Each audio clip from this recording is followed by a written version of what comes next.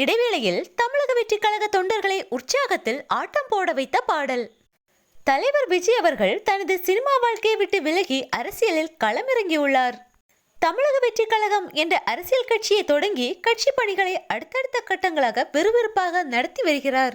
தீபாவளியை ஒட்டி தளபதியின் படங்கள் வெளியாவது வழக்கம். ஆனால் இந்த தீபாவளியை முன்னிட்டு தளபதியின் படங்கள் எதுவும் வெளியாகவில்லை. கடைசி படமான ஜனநாயகன் படமும் பொங்கல் தினத்தன்று வெளியாக இருப்பதால் அவரது ரசிகர்கள் மிகுந்த ஏமாற்றத்தில் இருந்தனர்.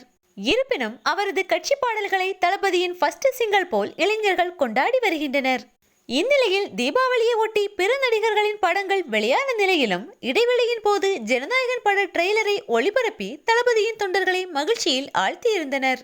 தற்போது டியூட் திரைப்படத்தின் இடைவேளையில் தமிழக வெற்றிக் கழக பாடலை ஒளிபரப்பி தொண்டர்களை உற்சாகத்தில் ஆழ்த்தியுள்ளனர்.